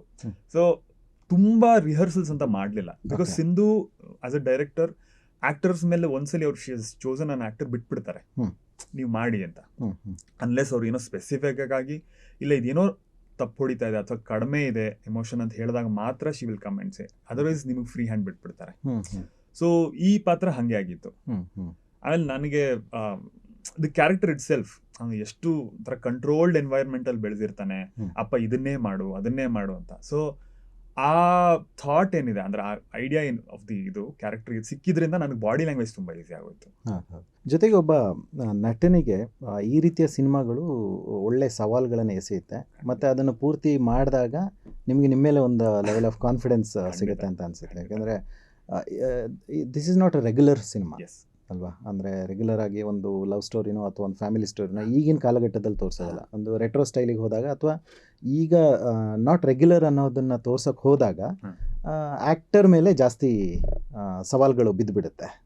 ಸೊ ಅದನ್ನು ಫುಲ್ಫಿಲ್ ಮಾಡಿದಾಗಲೇ ಗೆಲ್ಲೋದು ಅಂತ ನನಗೆ. ಆಕ್ಟರ್ ಆಗಿ ಏನಾಗುತ್ತೆ, ನಮ್ಗೆ ಅಂಥ ಡಿಫ್ರೆನ್ಸ್ ಏನಿಲ್ಲ. ಬಿಕಾಸ್ ನಮ್ಗೊಂದು ಅವ್ರು ಏನೊಂದು ಕಥೆ ಕಟ್ಟಿ ಒಂದು ಲೋಕನ ಅವ್ರು ಸೃಷ್ಟಿ ಮಾಡ್ತಾರೆ ಡೈರೆಕ್ಟ್ರು, ಆಮೇಲೆ ಕಂಪ್ಲೀಟ್ ಟೀಮು, ಅದ್ರಲ್ಲಿ ನಾವು ಒಗ್ಬೇಕಷ್ಟೇ. ಸೊ ಕಾನ್ಶಿಯಸ್ ಆಗಿ ಇರ್ಬೇಕಾಗಿರೋದು ಏನು, ಬೇಸಿಕ್ಲಿ ನಮ್ಮ ಭಾಷೆಯಲ್ಲಿ ಎಲ್ಲೂ ಇಂಗ್ಲಿಷ್ ಬರಬಾರ್ದು, ಅನ್ನೆಸೆಸರಿ ಆಗಿ ಎಲ್ಲೂ ಬರಬಾರ್ದು ಅನ್ನೋ ತುಂಬಾ ಕಡಿಮೆ ಇದೆ. ನೀವು ಆಕ್ಚುಲಿ ಆಚಾರ ಅನ್ಕೊ ನೋಡಿದ್ರೆ ಇಟ್ಸ್ ಅ ಪ್ರಾಪರ್, ತುಂಬಾ ಟೈಮ್ ಆದ್ಮೇಲೆ ಒಂದು ಕನ್ನಡ ಸಿನಿಮಾ ಅಂತ ಹೇಳುವಂತ ಒಂದು ಸಿನಿಮಾ ಇದೆ. ಸಂಭಾಷಣೆ ಕಂಪ್ಲೀಟ್ ಆಗಿ ಕನ್ನಡದಲ್ಲಿದೆ. ಎಲ್ಲೋ ಒಂಚೂರು ಕಾಲಘಟ್ಟ ಬದಲಾಗ್ತಾ ಒಂದ್ ಸ್ವಲ್ಪ ಇಂಗ್ಲಿಷ್ ಇನ್ವಾಲ್ವ್ ಆಗ್ತಾ ಹೋಗುತ್ತೆ ಅಷ್ಟೇ ಹೊರತು ಫುಲ್ ಕನ್ನಡದಲ್ಲಿದೆ. ಸೊ ತುಂಬಾ ಜನ ಥಿಯೇಟರ್ ಅಲ್ಲಿ ಬಂದಾಗ್ಲೂ ಅದನ್ನೇ ಹೇಳೋರು, ಸರ್ ಒಂದು ಒಳ್ಳೆ ತುಂಬಾ ಟೈಮ್ ಆದ ಒಂದು ಒಳ್ಳೆ ಕನ್ನಡ ಸಿನಿಮಾ, ಕನ್ನಡ ಇರುವಂತಹ ಸಿನಿಮಾ ನೋಡಿತ್ತು ಸಿಕ್ತು ಅಂತ. ಸೊ ಅದೊಂದು ಕೇಳಬೇಕು ಅಂತಿದೆ, ಅಂದರೆ ಥಿಯೇಟರ್ ಎಕ್ಸ್ಪೀರಿಯನ್ಸ್, ಅಂದರೆ ಪೋಸ್ಟ್ ರಿಲೀಸ್ ನಿಮಗೆ ರಿಲೀಸ್ ಆಗೋವರೆಗೂ ಅದೊಂದು ದಿಗ್ಲಿದ್ದೇ ಇರುತ್ತೆ, ಹೇಗೆ ತೊಗೊಳ್ತಾರೆ ಹೇಗಾಗುತ್ತೆ ಅಂತ. ಸೊ ಪೋಸ್ಟ್ ರಿಲೀಸ್ ಎಕ್ಸ್ಪೀರಿಯನ್ಸ್ ಹೇಗಿದೆ? ಅಂದರೆ ರಿಲೀಸ್ ಆದಮೇಲೆ ನಾವು ಸಾಕಷ್ಟು ಸೋಷಿಯಲ್ ಮೀಡಿಯಾ ಅಥವಾ ಬೇರೆ ಮೀಡಿಯಾಗಳಲ್ಲಿ ಸಕ್ಸಸ್ ಆಗಿದೆ ಅನ್ನೋದನ್ನು ಕೇಳ್ತಾ ಇದ್ದೀವಿ. ಬಟ್ ಆ್ಯಸ್ ಆನ್ ಆರ್ಟಿಸ್ಟ್, ನೀವೊಬ್ಬ ಆರ್ಟಿಸ್ಟ್ ಆಗಿ ಅದನ್ನು ಹೇಗೆ ನೋಡ್ತಾ ಇದ್ದೀರಾ? ಯಾವ ರೀತಿ ಎಕ್ಸ್ಪೀರಿಯನ್ಸ್ಗಳು ನಿಮಗಾಗಿದೆ? ಸೊ ನನ್ನ ಫಸ್ಟ್ ಎಕ್ಸ್ಪೀರಿಯನ್ಸ್ ಇದು ಡೂಯಿಂಗ್ ಥಿಯೇಟರ್ ವಿಸಿಟ್ಸ್. ಬಿಕಾಸ್ ಇಲ್ಲಿವರೆಗೂ ನಾನು ಒಂದಷ್ಟು ಸಿನಿಮಾಗಳಲ್ಲಿ ಭಾಗಿಯಾಗಿದ್ರು ನಾನು more or less an audience ಆಗಿ ಹೋಗಿ ಸಿನಿಮಾ ನೋಡ್ತಿದ್ದೆ. ಬಟ್ ಈ ಸಿನಿಮಾಗೆ ಏನಾಯ್ತು, ಲೈಕ್ ಲಿಟ್ರಲಿ ನಾವು ಫಸ್ಟ್ ಶೋ ಇಂದಾನು ನಾವು ಥಿಯೇಟರ್ ಬರ್ತಿದೀವಿ, ಒರೆನ್ ಮಾಲ್ ಅಲ್ಲಿ ನೋಡ್ತಿದೀವಿ ಅಂತ ಹೇಳಿ ನಮ್ಮ ಫ್ರೆಂಡ್ಸು ಒಂದಷ್ಟು ಜನ ಯಾರು ಸಿನಿಮಾನ ಫಾಲೋ ಮಾಡ್ತಿದ್ರು ತುಂಬಾ ಕೀನಾಗಿ ಎಲ್ಲರೂ ಬಂದಿದ್ರು. ಸೊ ನಮ್ಗೆ ಅದು ಹೆಂಗಾಗಿತ್ತು, ಲಿಟ್ರಲಿ ನನಗೆ ಇವಾಗ ಅಡಿಕ್ಷನ್ ಆದಂಗೆ ಆಗ್ಬಿಟ್ಟಿದೆ. ನಂಗೆ ಥಿಯೇಟರ್ ಶೋ ನಡೀತಾ ಇದೆ, ಫಾಸ್ಟ್ ಫೀಲಿಂಗ್ ಇದೆಯಾ, ಈ ಥಿಯೇಟರ್ಗೆ ಹೋಗೋಣ ಅನ್ನೋ ಥರ. ಬಿಕಾಸ್ ಅಲ್ಲಿ ಅವ್ರು ಏನಾಗುತ್ತೆ, ಅವ್ರು ನಾವು ಎಕ್ಸ್ಪೆಕ್ಟೇ ಮಾಡಲ್ಲ ನಾವು ಬರ್ತೀವಿ ಅಂತ, ಅವ್ರು ಜೆನ್ಯೂನ್ ಆಗಿ ರೆಸ್ಪಾಂಡ್ ಮಾಡ್ತಿರ್ತಾರೆ. ನಾವು ಮುಂಚೆನೆ ಬಂದಿದ್ದೀವಿ ಅಂತ ಗೊತ್ತಾದ್ರೆ ಅದು ಬೇರೆ ಥರ ಇರುತ್ತೆ. ನಾವೆಲ್ಲೋ ಪಕ್ಕದಲ್ಲಿ ಸೈಡಲ್ಲಿ ನಿಂತ್ಕೊಂಡು ವೆಯ್ಟ್ ಮಾಡ್ತಿರ್ತೀವಿ, ಅವ್ರು ಯಾವ್ಯಾವ ಪಾಯಿಂಟ್ಸಿಗೆ ಎಮೋಟ್ ಮಾಡ್ತಾರೆ, ಎಲ್ಲಿ ನಗ್ತಿದ್ದಾರೆ, ಎಲ್ಲಿ ಬೇಜಾರಾಗ್ತಿದೆ ಅವ್ರಿಗೆ. ಸೊ ಆ ಒಂದು ಅನುಭವ ಆಕ್ಚುಲಿ ಲೈವ್ ಆಗಿ ನಾವು ನೋಡೋದು ಆಡಿಯನ್ಸ್ ನ ಹೇಗೆ ರೆಸ್ಪಾಂಡ್ ಮಾಡ್ತಿದ್ದಾರೆ ಯಾವ್ಯಾವ ಲೈನ್ಸ್ಗೆ ಅನ್ನೋದೆಲ್ಲ. ಆಮೇಲೆ ಮುಗಿದ ತಕ್ಷಣ ವಿ ಗೋ, ಅವ್ರಿಗೆ ಫುಲ್ ಖುಷಿ, ಅವ್ರಿಗಾಗೋ ದುಪ್ಪಟ್ಟು ಖುಷಿ ನಮಗೆ. ಎಷ್ಟು ಖುಷಿ ತೋರಿಸ್ತಾ ಇಸಿ, ಬಿಕಾಸ್ ನಾವೆಲ್ಲ ಹೊಸ ಮುಖಗಳು. ಸೊ ನಮ್ಗಳನ್ನ ಅವ್ರು ನಿಂತು ಚಪ್ಪಾಳೆ ತಟ್ಟಿ ಎಷ್ಟೊಂದು ಜನ ಆಶೀರ್ವಾದ ಮಾಡಿ ಒಳ್ಳೇದಾಗ್ಲಿ, ಇಂಥ ಒಳ್ಳೆ ಸಿನಿಮಾ ಮಾಡಿದ್ದೀರಾ ಅನ್ನೋದು. ಸೊ ಅದೊಂಥರ ಆ ಎಕ್ಸ್ಪೀರಿಯನ್ಸ್ ನಂಗೆ ತುಂಬಾ ಹೊಸದು, ಬಟ್ ಅದು ಇನ್ನೂ ಬೇಕು ಅನ್ನೋ ಒಂದು ನಿಮ್ಮನ್ನ ಇನ್ನೂ ಇನ್ಸ್ಪೈರ್ ಮಾಡುತ್ತೆ, ಖಂಡಿತ ಇನ್ಸ್ಪೈರ್ ಮಾಡುತ್ತೆ. ಆಮೇಲೆ ಇದು ಥಿಯೇಟರ್ ವಿಸಿಟ್ಸ್ ಮಾಡ್ತಿರ್ಬೇಕಾದ್ರೆ ನಮ್ಗೆ ಇನ್ನೊಂದು ಎಕ್ಸ್ಪೀರಿಯನ್ಸ್, ಸುಮಾರು ಎಕ್ಸ್ಪೀರಿಯನ್ಸ್ಗಳಾಗಿವೆ. ಇದು ಹೈಲೈಟ್ ತರ ಅಂತ ನಮ್ಗೆ ಅನ್ಸೋ ಇದು ಏನಂದ್ರೆ, ಥಿಯೇಟರ್ ವಿಸಿಟ್ಸ್ ಅಲ್ಲಿ ಸಿಂಧು ಅವರು ಒಂದು ಥಿಯೇಟರ್ ಇದ್ರು, ನಾನೊಂದು ಥಿಯೇಟರ್ ಇದ್ದೆ. ನಾವು ಸಿನಿಮಾ ಮುಗಿದ್ಮೇಲೆ ರಿವ್ಯೂಸ್ ರೆಕಾರ್ಡ್ ಮಾಡ್ತಾ ಇದ್ವಿ. ಸೊ ಅಲ್ಲಿ ಸಿಂಧು ಅವರು ಒಬ್ಬರನ್ನ ಮೀಟ್ ಮಾಡಿದ್ದಾರೆ. She was a 9 month pregnant lady. ಅವ್ರು ಬಂದ್ರು, ನನಗೆ ತುಂಬಾ ಆಸೆ ಇತ್ತು ಸಿನಿಮಾ ನೋಡೋದಕ್ಕೆ. ನಾನು ಬೆಳಿಗ್ಗೆ ನಮ್ಮ ಗೈನಕಾಲಜಿಸ್ಟ್ ಹತ್ರ ಫೋನ್ ಮಾಡಿ ಪರ್ಮಿಷನ್ ತಗೋಬೇಕಾಯ್ತು. ಅವ್ರು ಹೇಳಿದ್ರು, ಏನೂ ತೊಂದರೆ ಇಲ್ಲಮ್ಮ, ನೀ ಹೋಗ್ಬಾ, ಸಿನಿಮಾ ನೋಡ್ಕೊಂಬಾ ಅಂತ ಹೇಳಿ ಕಳಿಸ್ಕೊಟ್ರು ಅಂತ ಅವ್ರು ಫುಲ್ಲು ಖುಷಿ ವ್ಯಕ್ತಪಡಿಸಿದ್ದಾರೆ. ಸಿಂಧು ಇಮಿಡಿಯೇಟ್ ಆಗಿ ಗ್ರೂಪಲ್ಲಿ ಮೆಸೇಜ್ ಹಾಕಿದ್ರು, ನೋಡಿ ಹಿಂಗಾಗಿದೆ, 9 month ಪ್ರೆಗ್ನೆಂಟ್ ಲೇಡಿ ಬಂದು ಪರ್ಮಿಷನ್ ತಗೊಂಡು ಬಂದಿದ್ದಾರೆ ಸಿನಿಮಾ ನೋಡೋಕ್ಕೆ ಅಂತ. ಈಗ ಓಕೆ, ವೆರಿ ನೈಸ್ ಅಂತ. ಈ ಕಡೆ ನಮ್ಮ ಶೋ ಮುಗೀತು. ನಮ್ಮ ಶೋ ಮುಗಿದಾಗ ರಿವ್ಯೂಸ್ ರೆಕಾರ್ಡ್ ಮಾಡ್ತಾ ಇದೀವಿ. ಒಬ್ರು ಬಂದರು ಲೇಡಿ, ಅವರು, ನಾನೊಬ್ಬ ಗೈನಕಾಲಜಿಸ್ಟು. ಇವತ್ತು ಬೆಳಿಗ್ಗೆ 9 ತಿಂಗಳು ಪ್ರೆಗ್ನೆಂಟ್ ಇರೋ ಲೇಡಿ, ನಮ್ಮ ಪೇಷಂಟ್ ಒಬ್ರು ನನಗೆ ಕೇಳಿದ್ರು, ಈ ಸಿನಿಮಾ ನೋಡ್ಬೋದಾ ಅಂತ. ನಾನು ಧಾರಾಳವಾಗಿ ನೋಡ್ಕೊಂಡು ಬನ್ನಿ ಅಂತ ಹೇಳಿ ಕಳಿಸ್ಕೊಟ್ಟಿದ್ದೀನಿ ಅಂತ. ಸೊ ಬೇಸಿಕ್ಲಿ ನೋಡಿದ್ರೆ ಈ ಕಡೆ ಪೇಷಂಟ್ ಸಿಕ್ಕಿದ್ರೆ, ಈ ಕಡೆ ಡಾಕ್ಟರ್ ಸಿಕ್ಕಿದ್ದಾರೆ. ಹಾಗೆ ಅಂದ್ರೆ ಎಲ್ಲ ಜನರಿಗೂ ಅದೊಂದು ರೀತಿ ಇಷ್ಟ ಆಗಿದೆ. ಅಂದ್ರೆ ಎಲ್ಲರೂ ನೋಡ್ಬೋದು, ಯಾವ ರೀತಿ ಕಂಡೀಷನ್ ನೋಡ್ಬೋದು. ಆಕ್ಚುಲಿ ನಾವು ತುಂಬಾ ಜನ ಈ ಥರದ್ದು 30 ವರ್ಷ ಆದ್ಮೇಲೆ, 40 ವರ್ಷ ಆದ್ಮೇಲೆ ಮೊದಲನೇ ಸಲ ಕನ್ನಡ ಸಿನಿಮಾನ ಥಿಯೇಟರ್ ನೋಡ್ತಿರೋ ತುಂಬಾ ಜನ ಮೀಟ್ ಮಾಡಿದ್ವಿ. ಅವರು ಆಮೇಲೆ ಈ ಸಿನಿಮಾ ಎಸ್ಪೆಷಲಿ ತುಂಬಾ 60s 70s ಅಲ್ಲಿ ಇದ್ದವರು ಕನೆಕ್ಟ್ ಆಗೋದ್ರಿಂದ, ಈಗ 80-90 ವರ್ಷ ಇರೋರು ಎಲ್ಲ ಬಂದು ಸಿನಿಮಾ ನೋಡಿದ್ದಾರೆ. ಇನ್ಫ್ಯಾಕ್ಟ್ ನಮ್ಮ ಸಿನಿಮಾ 99 ವರ್ಷ ಇರೋರೊಬ್ರು ಬಂದು ಸಿನಿಮಾ ನೋಡಿದ್ರು. ಎಲ್ಲಾ ಏಜ್ ಗ್ರೂಪ್ಗಳಿಗೂ ರೀಚ್ ಔಟ್ ಆಗ್ತಿದೆ. ಸಣ್ಣ ಮಕ್ಕಳಿಂದ ಹಿಡಿದು, ಲಿಟ್ರಲಿ ಒಂದು 8-10 ವರ್ಷದ ಮಕ್ಕಳಿಂದ ಹಿಡಿದು 80 to 90 year olds ವರ್ಗೂ ಎಲ್ಲರಿಗೂ ಸಿನಿಮಾ ಇಷ್ಟ ಆಗ್ತಿದೆ, ಎಲ್ರಿಗೂ ಸಿನಿಮಾ ತಲುಪ್ತಾ ಇದೆ. That's good. ಈ ಎಲ್ಲ ಎಕ್ಸ್ಪೀರಿಯನ್ಸ್ಗಳಿಗೂ, ನಮ್ಗೆ ಏನು ಥಿಯೇಟರ್ ಎಕ್ಸ್ಪೀರಿಯನ್ಸ್ಗಳು ಆಗ್ತಿದೆ ಎಲ್ಲದಕ್ಕೂ ನಾನು ಫಸ್ಟ್ ಆಫ್ ಆಲ್ ಥ್ಯಾಂಕ್ ಮಾಡಬೇಕಾಗಿರೋದು ಅಶ್ವಿನಿ ಮ್ಯಾಮ್ಗೆ, ಅಫ್ಕೋರ್ಸ್ ಪುನೀತ್ ಸರ್ಗೆ through Ashwini ma'am, PRK productions, ಅಲ್ಲಿ Satish sir, Swamy sir, and do creative labs who are executive producers. So ಇವರೆಲ್ಲರಿಗೂ ಎಷ್ಟೇ ಥ್ಯಾಂಕ್ಸ್ ಹೇಳಿದ್ರು ಸಾಲಲ್ಲ. ಬಿಕಾಸ್ ನಮ್ಮಂಥ ಲಿಟ್ರಲಿ ಹೊಸ ಮುಖಗಳಿಗೆ ಇಂಥ ಒಂದು ಆಪರ್ಚುನಿಟಿ ಕೊಟ್ಟಿದ್ದಾರೆ. ಸೊ ನಮ್ಗೆ ಆಮೇಲೆ ಎಲ್ಲದಕ್ಕೂ ಸಪೋರ್ಟ್ ಆಗಿ ನಿಂತು, ನಾವು ಜನರಲಿ ಥಿಯೇಟರ್ ವಿಸಿಟ್ಸ್ ಆದಮೇಲೆ ಉಪ್ಪಿನಕಾಯಿ ಡಬ್ಬಿನ ಡಿಸ್ಟ್ರಿಬ್ಯೂಟ್ ಮಾಡ್ತಾ ಇದ್ವಿ. ಬಿಕಾಸ್ ಸಿನಿಮಾಲು ಅದು it's a very important part of the film. So ಅದು ಎಷ್ಟು ಆ್ಯಡ್ ಆನ್ ಆಗ್ತಾ ಹೋಯಿತು ಅಂದರೆ ಜನಗಳಿಗೆ, ಅದೊಂದು ಅವ್ರು ಅಷ್ಟು ಪ್ರೀತಿ ತೋರಿಸೋದಕ್ಕೆ ಇವರೆಲ್ಲರೂ ಕಾರಣ. ಆಮೇಲೆ Ashwini ma'am, she went out of our way, ಬಂದು ಇಂಟರ್ವ್ಯೂಗಳು ಕೊಟ್ಟರು, ಅನುಶ್ರೀ ಅವ್ರ ಜೊತೆ ಆಗಲಿ, ಕೃಪಾಲಮ್ಮನ ಅವ್ರ ಜೊತೆ. ಸೊ ಇದೆಲ್ಲ ಎಷ್ಟು ಹೆಲ್ಪ್ ಆಗ್ತಾ ಹೋಯಿತು ನಮಗೆ, ಜನರಿಗೆ ಓ ಅಶ್ವಿನಿ ಮ್ಯಾಮೇ ಹೊರಗೆ ಬಂದು ಮಾತಾಡ್ತಿದಾರಾ, ಸೊ ಇದರಲ್ಲಿ ಏನೋ ಇದೆ ಸಿನಿಮಾಲಿ ಅಂತ ಕುತೂಹಲ ಹುಟ್ಟಿಸೋದಕ್ಕೆ ಅವರು ತುಂಬಾ ಮುಖ್ಯವಾದ ಕಾರಣ. ಹೊಸಬ್ರ ಸಿನಿಮಾನ ಜನರಿಗೆ ತಲುಪಿಸೋದಕ್ಕೆ ಸಾಕಷ್ಟು ಪ್ರಯತ್ನಗಳು ಏನ್ ಬೇಕು ಮ್ಯಾಮ್ ಅದನ್ನ ಮಾಡಿದಾರ, ಮುಂದೆ ಒಂದು ಮಾಡಿದ್ರು. Thank you Ashwini ma'am, thank you so much. Great. So next ಪ್ರಾಜೆಕ್ಟ್ಗಳು ಹೇಗಿದೆ, ಅಂದ್ರೆ ಲೈನಪ್ ಹೇಗಿದೆ? ಈಗ ಬಸ್ 2 ಸಿನಿಮಾ ರಿಲೀಸ್ ಇದೆ. ಒಂದು ತತ್ಸಮ ತದ್ಭವ ಸೆಪ್ಟೆಂಬರ್ 15ನೇ ತಾರೀಕು ರಿಲೀಸ್ ಆಗ್ತಿದೆ. ಸೊ ವಿಶಾಲಾತ್ರೇಯ ಅವರು ಡೈರೆಕ್ಟ್ ಮಾಡಿರೋದು, ಪನ್ನಗಾಭರಣ ಸರ್ ಪ್ರೊಡ್ಯೂಸ್ ಮಾಡಿರೋದು, ಚೇತನ್ ನಂಜುಂಡಯ್ಯ ಅಂತ. ಸೊ ಅವರಿಬ್ರು ಪ್ರೊಡ್ಯೂಸ್ ಮಾಡ್ತಿರೋ ಅಂತ ಸಿನಿಮಾ. ಮೇಘನಾ ರಾಜ್ ಅವರ ಕಮ್ ಬ್ಯಾಕ್ ಸಿನಿಮಾ ಇದು. ಪ್ರಜ್ವಲ್ ದೇವರಾಜು ತುಂಬಾ ಇಂಪಾರ್ಟೆಂಟ್ ರೋಲ್ ಇದ್ದಾರೆ.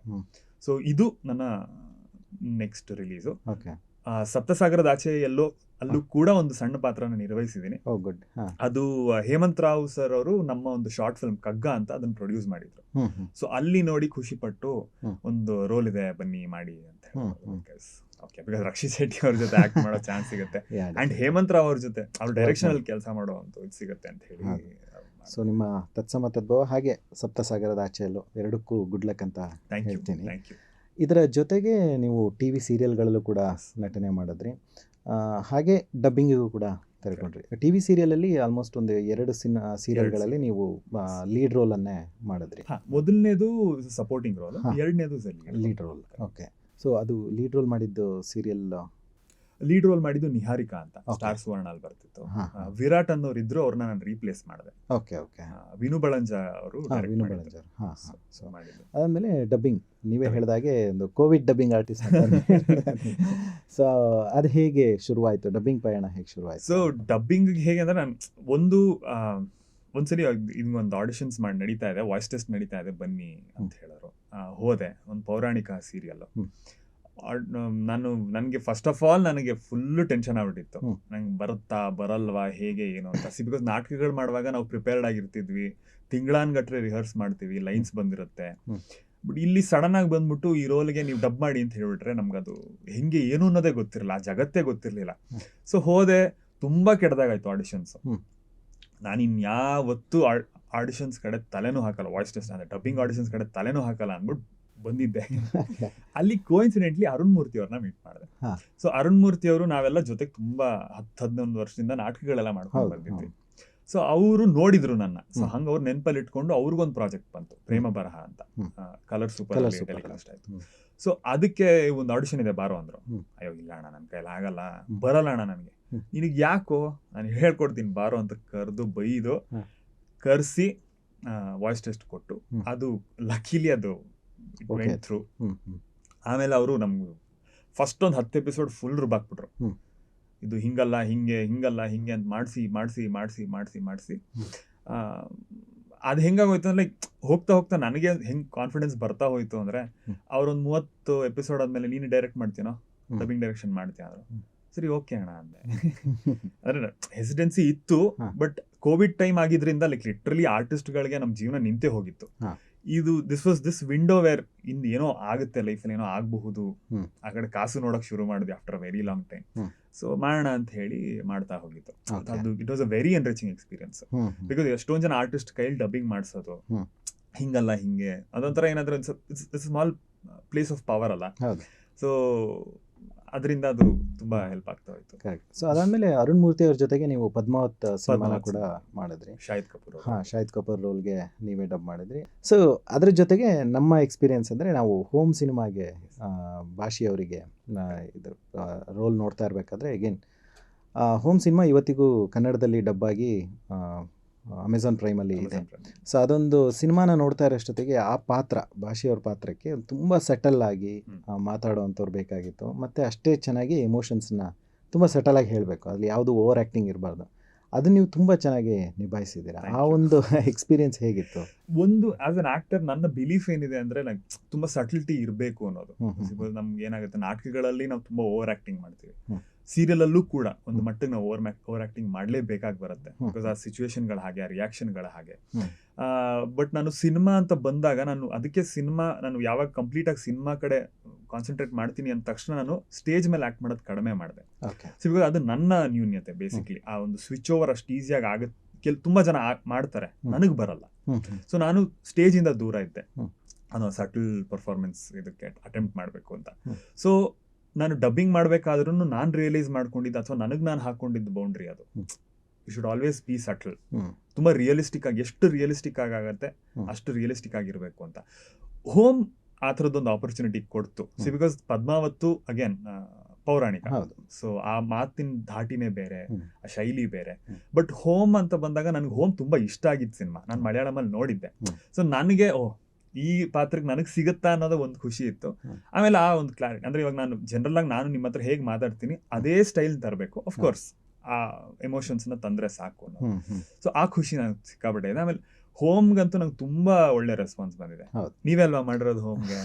ಕರೆಕ್ಟ್, ಚೆನ್ನಾಗಿದೆ. ಇಲ್ಲ ತುಂಬಾ ಚೆನ್ನಾಗೂ ಬಂದಿದೆ. ಇಡೀ ಸಿನಿಮಾದಲ್ಲಿ ಅಂದರೆ ನನಗೆ ತುಂಬಾ ಡೌಟ್ ಇತ್ತು. ಅಂದರೆ ಆ ಸಿನಿಮಾ ಮಾಡಬೇಕಾದ್ರೆ ನಮ್ಮ ಸ್ಟುಡಿಯೋದಲ್ಲೇ ಆಗ್ತಾ ಇತ್ತು, ನನಗೆ ಈ ಪಾತ್ರ ಹೇಗೆ ಹೋಗುತ್ತೆ, ಯಾಕಂದರೆ ಅವನೇ ತುಂಬ ಅವನು ಮತ್ತು ಅಪ್ಪನ ರೋಲ್ ಇದೆಯಲ್ಲ, ಅವರಿಬ್ಬರು ತುಂಬ ಕೀ ರೋಲ್ಸ್ ಅಲ್ಲಿ. ತುಂಬ ಚೆನ್ನಾಗಿ ಹೋದ್ರೇ ನಮಗೆ ಕೊನೆಗೆ ಅದು ಎಲಿವೇಶನ್ ಸಿಕ್ಕಿ ಒಂಥರ ಸಮಾಧಾನ ಸಿಗೋದು ಸಿನಿಮಾಗೆ, ಆ ಸಿನಿಮಾ ನೋಡಿದವರಿಗೆ. ಬಟ್ ನೀವು ಅದನ್ನ ತುಂಬಾ ಚೆನ್ನಾಗಿ ನಿಭಾಯಿಸಿ. ಫಸ್ಟ್ ಆಫ್ ಆಲ್ ಥ್ಯಾಂಕ್ಸ್ ನಿಮಗೆ ಹೇಳಬೇಕು, ನನಗೆ ನನ್ನ ಮೇಲೆ ನಂಬಿಕೆ ಇಟ್ಟು ನೀವು ನನಗೆ. ಅಂದ್ರೆ ಅದು ನಾವು ಆಡಿಷನ್ ಸ್ಯಾಂಪಲ್ ಕಳಿಸಿದ್ವಾ ಏನು ಅಂತ ನನಗೆ ಐಡಿಯಾ ಇಲ್ಲ, ಬಟ್ ಸಮ್ಹೌ ಕಳಿಸಿದ್ವಿ. ಓಕೆ, ಸಮ್ಹೌ ನಾವು ಲಕ್ಕಿ, ಅದು ನೀವು ಅಪ್ರೂವ್ ಆಯಿತು, ನಿಮ್ಮ ವಾಯ್ಸು ತುಂಬಾ ಚೆನ್ನಾಗಿ ಬಂತದು. ಹರ್ಷಿಲ್, ಈಗ ವೆಬ್ ಸೀರೀಸ್ಗಳು ಅಥವಾ ಸಿನಿಮಾಗಳ ಮಟ್ಟಿಗೆ ಬರೋದಾದರೆ, ಇಂಡಿಯನ್ ವೆಬ್ ಸೀರೀಸ್ ಅಥವಾ ಇಂಡಿಯನ್ ಸಿನಿಮಾಗಳದ್ದು ಒಂದು ರೀತಿ ಆದರೆ, ಇನ್ನು ಹಾಲಿವುಡ್ ಸಿನಿಮಾಗಳು ಅಥವಾ ಹಾಲಿವುಡ್ ವೆಬ್ ಸೀರೀಸ್ಗಳದ್ದು ಬೇರೆ ರೀತಿಯ ಚಾಲೆಂಜಸ್ ಇರುತ್ತೆ. ಆ್ಯಂಡ್ ನನಗೆ ಗೊತ್ತಿರೋ ಹಾಗೆ ನೀವು ಫಾಸ್ಟ್ ಆ್ಯಂಡ್ ಫ್ಯೂರಿಯಸ್ 9 ಕೂಡ ಡಬ್ ಮಾಡಿದ್ದೀರಾ. ಅದು ಮುಂಬೈಯಲ್ಲೇ ಡಬ್ ಆಯಿತು. ಸೊ ಅದರ ಒಂದು ಎಕ್ಸ್ಪೀರಿಯನ್ಸ್ ಹೇಗಿತ್ತು, ಮತ್ತು ಅದನ್ನು ಹೇಗೆ ಒಪ್ಕೊಂಡ್ರಿ ನೀವು, ಅಂದರೆ ಇಂಗ್ಲೀಷ್ ಡಬ್ಬಿಂಗಿಗೆ? ಬೇಸಿಕಲಿ ಏನಾಯಿತು, ಪ್ರೇಮ ಬರಹ ಮಾಡ್ತಾ ಇದ್ವಿ. ಜೈಶೀಲ್ ಸುವರ್ಣ ಸರ್ ಮತ್ತು ಆರುಷಾ ಮ್ಯಾಮ್ ಇನ್ ಬಾಂಬೆಲಿ ಇದ್ದಾರೆ. ಅವರು ಅರುಣ್ ಮೂರ್ತಿ ಅವ್ರನ್ನ ಕಾಂಟ್ಯಾಕ್ಟ್ ಮಾಡಿದ್ರು. ಸೊ ಈ ಥರದ್ದೊಂದು ಡಬ್ಬಿಂಗ್ ನಡೀತಾ ಇದೆ, ವಾಯ್ಸಸ್ ಬೇಕಿತ್ತು ಅಂತ ವಾಯ್ಸ್ ಟೆಸ್ಟ್ ಕಳಿಸ್ದೆ. ಅದು ಓಕೆ ಆಗಿತ್ತು. But it's a peak Covid time, second wave ನಡೀತಾ ಇದೆ. ಸೊ ಹೋಗ್ಬೇಕಾಗ ಬೇಡವೋ ಅನ್ನೋ ಭಯ ಇತ್ತು. ಬಟ್ ನನಗೆ ಧೈರ್ಯ, ಇಲ್ಲ ಹೋಗಿ ಬರೋಣ ಅಂತ. ಒಂದಷ್ಟು ಜನ ಆರ್ಟಿಸ್ಟ್ ಇನ್ನೊಬ್ರು ಬರಬೇಕಿತ್ತು, ಅವರೆಲ್ಲ ಕ್ಯಾನ್ಸಲ್ ಆದರು, ಬೇಡ ಈ ಟೈಮಲ್ಲಿ ರಿಸ್ಕ್ ಬೇಡ ಅಂತ. ಸೊ ನಾನು ಅರುಣ್ ಮೂರ್ತಿ ಟ್ರೈನ್ ಟಿಕೆಟ್ ಬುಕ್ ಮಾಡಿದ್ವಿ, ಬಾಂಬೆಗೆ ಹೋದ್ವಿ. ಬಾಂಬೆಗೆ ಹೋದರೆ ಆರಾಧನಲ್ಲಿ ಡಬ್ಬಿಂಗ್ ನಡೀತಾ ಇದೆ. ಸೊ ಅಷ್ಟು ದೊಡ್ಡ ಸ್ಟುಡಿಯೋ ನಾನು ನೋಡೇ ಇರಲಿಲ್ಲ. ಸೊ ಬಿಕಾಸ್ ನಾವು ಮಾಡಿದ್ದು ಸಣ್ಣ ಪುಟ್ಟ ಸ್ಟುಡಿಯೋಗಳು, ಸಣ್ಣದು. ಆಮೇಲೆ ಆ ಸ್ಟುಡಿಯೋಲಿ ಆಗಿದ್ದು ಬೇರೆ ಸಿನಿಮಾಗಳು ಡಬ್ಬಿಂಗ್ಗಳು ಫೋಟೋಗಳು ನೋಡ್ಬಿಟ್ರೆ ನಾನು ಕಳೆದೋಗ್ಬಿಟ್ಟೆ. ಇಷ್ಟು ದೊಡ್ಡ ಸ್ಟುಡಿಯೋಲಿ ಅಂದರೆ ರಣಬೀರ್ ಕಪೂರ್, ಅಮಿತಾಬ್ ಬಚ್ಚನ್, ಅಲ್ಲಿ ಲಿಟ್ರಲಿ ಲಿಸ್ಟರ್ಸ್ ಆಫ್ ಬಾಲಿವುಡ್ ಎಲ್ಲರೂ ಆ ಸ್ಟುಡಿಯೋಗಳೆಲ್ಲ ಡಬ್ ಮಾಡಿದ್ದಾರೆ. ಸೊ ಆ ಸ್ಟುಡಿಯೋಲಿ ನಾನು ಡಬ್ ಮಾಡ್ತಿದ್ದೀನಿ ಅನ್ನೋದು, ಬಿಕಾಸ್ ಇದೆಲ್ಲ ತುಂಬ ಹೊಸದು ನನಗೆ ಅವಾಗ. ಸೊ ಅಲ್ಲಿಗೆ ಹೋದಾಗ ನಾ ಇನಿಷಿಯಲಿ ಅನ್ಕೊಂಡಿದ್ದ ರೋಲ್ಗೆ ಆಗಲಿಲ್ಲ, ಬೇಸ್ ಕಡಿಮೆ ಇದೆ ಅಂತ ಹೇಳಿ. ಆಮೇಲೆ Young dam, win diesel character ಇದೆ, ಅವ್ರು ಯಂಗರ್ ವರ್ಷನ್ಗೆ ಮಾಡಿದೆ. ಆಮೇಲೆ ಚಾಂಗ್ ಅಂತ ಒಂದು ಕ್ಯಾರೆಕ್ಟರ್ ಇದೆ. ಸೊ ಆ 2 ರೋಲ್ಗೆ ನಾನು ಡಬ್ ಮಾಡಿದೆ. ಸೊ ಅಲ್ಲಿ ಎಕ್ಸ್ಪೀರಿಯನ್ಸ್ ಏನಂದರೆ ಜೈಶೀಲ್ ಸರ್ದು ವಾಯ್ಸು ನಾವು ಇಷ್ಟು ದಿನ ಟಿ ವಿಗಳಲ್ಲಿ ಅಡ್ವರ್ಟೈಸ್ಮೆಂಟ್ಗಳಲ್ಲಿ ನೋಡ್ತಾ ಇದ್ವಿ, ಕೇಳ್ತಾ ಇದ್ವಿ. ಸೊ ನನಗೆ ಗೊತ್ತಿರಲಿಲ್ಲ ಅವ್ರದ್ದೇ ವಾಯ್ಸ್ ಅಂತ. ಸೊ ಅವರು ಬೂತಲ್ಲಿ ನನಗೆ ಎಕ್ಸ್ಪ್ಲೈನ್ ಮಾಡ್ಬೇಕು, ಅವ್ರು ಡೈರೆಕ್ಟ್ ಮಾಡ್ತಿದ್ರು, ಹಿಂಗಲ್ಲ ಹಿಂಗೆ ಅಂತ. ನಂಗೆ ಲಿಟ್ರಲಿ ಯಾವುದೋ ಆ್ಯಡ್ ಒಳಗೆ ಬದುಕ್ತಿದ್ದೀನಿ ಅನ್ನೋ ಥರ ಅನ್ನಿಸ್ತಿತ್ತು. ಆ ವಾಯ್ಸು, ಅವ್ರು ಪರಿಚಯ ಇರೋ ವಾಯ್ಸು. ಸೊ ಲಿಟ್ರಲಿ ನಾನು ಯಾವುದೋ ಆ್ಯಡ್ ಒಳಗಡೆ ನಾನು ಸೇರ್ಕೊಂಡ್ಬಿಟ್ಟಿದ್ದೀನಿ ಅನ್ನೋ ಥರದ್ದು ಅನ್ಬಿಲೀವಬಲ್ ಎಕ್ಸ್ಪೀರಿಯನ್ಸ್. ಬಾಂಬೆಗೆ ಹೋಗಿ ಅಲ್ಲಿ ಡಬ್ ಮಾಡಿ, ಬಿಕಾಸ್ ಕನ್ನಡ ಸಿನಿಮಾಗಳು, ಹಾಲಿವುಡ್ ಸಿನಿಮಾಗಳು ಡಬ್ ಆಗ್ತಿದ್ದಿದ್ದು ಬಾಂಬೆಲಿ ಮಾತ್ರ. ಈಗೀಗ ಬೆಂಗಳೂರಿಗೆ ಶಿಫ್ಟ್ ಆಗಿದೆ completely. So the whole experience, ಒಂದು ರಿಸ್ಕ್ ತಗೊಂಡು ಬಾಂಬೆಗೆ ಕೋವಿಡ್ ಟೈಮಲ್ಲಿ ಹೋಗಿ ಅಲ್ಲಿಂದ ಡಬ್ ಮಾಡಿ ವಾಪಸ್ ಬಂದಿದ್ದು. ಸೊ ಅದು ಅಂದರೆ ತುಂಬ ಚೆನ್ನಾಗೂ ಬಂತು. ಆಮೇಲೆ ಫಾಸ್ಟ್ ಆ್ಯಂಡ್ ಫ್ಯೂರಿಯಸ್ ಥಿಯೇಟ್ರ್ಗಳಲ್ಲಿ ಸೈಮಲ್ಟೇನಿಯಸ್ ಆಗಿ ರಿಲೀಸ್ ಆಯಿತು. ಅಂದರೆ ಆ ಟೈಮಲ್ಲಿ ಜೈಶೀಲ್ ಮತ್ತು ಆರುಷ್ ಅವರು ಕೂಡ ಬೆಂಗಳೂರಿಗೆ ಬಂದು ಒಂದು ರೀತಿ ತುಂಬಾ ಹ್ಯಾಪನಿಂಗ್ ಎನ್ವೈರ್ನ್ಮೆಂಟ್ ಇತ್ತು ಆ ಹೊತ್ತಲ್ಲಿ. ತುಂಬ ಚೆನ್ನಾಗಾಯಿತು, ಹೌದು, ಒಳ್ಳೆ ಎಕ್ಸ್ಪೀರಿಯನ್ಸ್ ಅದು. ಬಿಕಾಸ್ ಅಲ್ಲಿವರೆಗೂ ನಾನು ಥಿಯೇಟ್ರಲ್ಲಿ ಡಬ್ ಆಗಿರೋ ಸಿನಿಮಾಗಳನ್ನ ನೋಡೇ ಇರಲಿಲ್ಲ.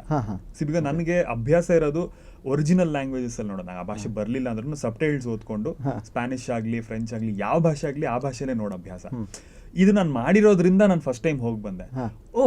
ಬಿಕಾಸ್ ನಮ್ಮ ಅನಿಸಿಕೆ ಏನಿತ್ತು, ಅನ್ಲೆಸ್ ನಾನು ಫುಲ್ ಪ್ರಾಜೆಕ್ಟ್ ನೋಡೋರ್ಗು ನಮ್ಗೆ ಐಡಿಯಾ ಇರಲ್ಲ ಕಂಪ್ಲೀಟ್ ಆಗಿ ಹೇಗೆ ಬರುತ್ತೆ ಹೇಗಿರುತ್ತೆ ಅನ್ನೋದು. That was the first experience. Not bad ಅನ್ನಿಸ್ತು. ಅಲ್ಲಿವರೆಗೂ ನಾನು ಪ್ರಾಬಬ್ಲಿ ಟಿಕೆಟ್ ತೊಗೊಂಡು ಹೋಗುವಂಥ ವ್ಯಕ್ತಿ ಆಗಿರಲಿಲ್ಲ. ಬಟ್ ಈಗ ಇಲ್ಲ, ಡಬ್ಬಿಂಗ್ ಚೆನ್ನಾಗಾದ್ರೆ ಸಿನಿಮಾ ಚೆನ್ನಾಗಿರುತ್ತೆ ಅನ್ನೋ ಒಂದು ಕಾನ್ಫಿಡೆನ್ಸ್ ಇದೆ ನನಗೆ. ಖಂಡಿತ ಅದು ಪ್ರೂವ್ ಆಗ್ತಾ ಇದೆ ನಮಗೆ. ಪ್ರೂವ್ ಆಗ್ತಾ ಇದೆ. ಜೈಲರ್ ಕ್ಲಿಕ್ ಆಯಿತು, ಅಥವಾ ಆದಿಪುರುಷ್ ತುಂಬ ಚೆನ್ನಾಗಾಯಿತು. ಸೊ ಹಾಗೆ ಅಂದರೆ ಸಿನಿಮಾದಿಂದ ಸಿನಿಮಾಗೆ ಅಂದರೆ ಬೇರೆ ಲ್ಯಾಂಗ್ವೇಜ್ನ ಸಿನಿಮಾಗಳು ಕನ್ನಡಕ್ಕೆ ಡಬ್ ಆದಾಗ ಆಲ್ಮೋಸ್ಟ್ ಲೈಕ್ ಅಂದರೆ ಕನ್ನಡ ಸಿನಿಮಾಗಳ ರೀತಿಯಲ್ಲೇ ಇರುತ್ತೆ ಅಂತ. ಬಿಕಾಸ್ ನನ್ನ ಫ್ರೆಂಡ್ಸ್ ತುಂಬಾ ಜನ ಜೈಲರ್ ಕನ್ನಡದಲ್ಲೇ ನೋಡಿದ್ರು. ಹೌದು, ನಮ್ಗೇನು ವ್ಯತ್ಯಾಸನೇ ಗೊತ್ತಾಗ್ಲಿಲ್ಲ, ಇದು ಕನ್ನಡ ಸಿನಿಮಾನೇ ಅನ್ನೋ ಅಷ್ಟಿಗೆ. ರಜನಿಕಾಂತ್ ಅವ್ರ ತಮಿಳ್ ಹೀರೋ ಅಂತ ಗೊತ್ತಿದ್ರು ಅಷ್ಟು ಇದಾಗ್ತಿದೆ, ಜನರಿಗೆ ರೀಚ್ ಔಟ್ ಆಗ್ತಿದೆ. ಕರೆಕ್ಟ್. ಸೊ ಅದೆಲ್ಲದಕ್ಕೂ ಎಲ್ಲ ಆರ್ಟಿಸ್ಟ್ಗಳು, ಡಬ್ಬಿಂಗ್ ಡೈರೆಕ್ಟರ್ಗಳ ಒಂದು ದೊಡ್ಡ ಪ್ರಯತ್ನ ಅದರ ಹಿಂದೆ ಇದೆ. ಸೊ ನಿಮ್ಮಂಥ ಆರ್ಟಿಸ್ಟ್ಗಳಿಗೆ ಅದಕ್ಕೆಲ್ಲದಕ್ಕೂ ಥ್ಯಾಂಕ್ಸ್ ಹೇಳ್ಬೇಕು ನಾವು. ಆ್ಯಂಡ್ ನಿಮ್ಮಂಥ stalwarts who pushed dubbing. Thank you. So ಒಟ್ಟಾರೆಯಾಗಿ ಅದೆಲ್ಲ ಕನ್ನಡಿಗರಿಗೆ ಕನ್ನಡದಲ್ಲಿ ನೋಡೋ ಹಾಗೆ ಸಿಗಲಿ, ಒಂದು ಅವಕಾಶ ಇರಲಿ, ಒಳ್ಳೊಳ್ಳೆ ಸಿನಿಮಾಗಳು, ಯಾವುದೇ ರೀತಿ ಸಿನಿಮಾ, ಯಾವುದೇ ಎಂಟರ್ಟೈನ್ಮೆಂಟ್ ಇರಲಿ, ಕನ್ನಡದಲ್ಲಿ ನೋಡೋ ಹಾಗಾಗಲಿ ಅನ್ನೋದು ನಮ್ಮ ಒಂದು ಉದ್ದೇಶ ಆಗಿದೆ. ಅದೇ ನಾಟಕದಿಂದ ಶುರುವಾಗಿ ಸಿನಿಮಾ, ಸೀರಿಯಲ್, ಹಾಗೆ ಈಗ ಡಬ್ಬಿಂಗ್ ಕೂಡ ನಡೀತಾ ಇದೆ. ಸೊ ಒಟ್ಟಾರೆಯಾಗಿ ನಿಮ್ಮ ಒಂದು ಬೆಳವಣಿಗೆ ಒಂದು ಒಳ್ಳೆ ರೀತಿಯಲ್ಲಿ ಶುರುವಾಗ್ತಿದೆ ಅಂತ ನಮ್ಮ ಅನಿಸಿಕೆ. ಅದರ ಜೊತೆಗೆ ಆಚಾರ್ & ಕೋ ಅನ್ನೋ ಒಂದು ಸಿನಿಮಾದ ಸಕ್ಸಸ್ ಕೂಡ ಸಿಕ್ಕಿದೆ. ಹಾಗೆ ಡಬ್ಬಿಂಗಲ್ಲೂ ಕೂಡ ನಿಮಗೆ ಒಳ್ಳೊಳ್ಳೆ ಪಾತ್ರಗಳು ಕೂಡ ಸಿಗ್ತದೆ. ಎರಡನ್ನೂ ಮುಂದಿನ ದಿನಗಳಲ್ಲಿ ಹೇಗೆ ನೋಡ್ತಾ ಇದ್ದೀರಾ? ಎರಡನ್ನೂ ಸೈಮಲ್ಟೇನಿಯಸ್ ಆಗಿ ನಡ್ಸ್ಕೊಂಡು ಹೋಗ್ಬೇಕು ಅನ್ನೋನೇ ಆಸೆ ಇದೆ. ಬಟ್ ಈಗ ಸದ್ಯಕ್ಕೆ concentration is on films. Okay, ಈಗ ನೆಕ್ಸ್ಟ್ ಪ್ರಾಜೆಕ್ಟ್ಗಳು ಡಿಸ್ಕಷನ್ ಇದೆ, ಯಾವುದು ಹೇಳ್ಕೊಳೋಂಥ ಮಟ್ಟದಲ್ಲಿ ಇಲ್ಲ.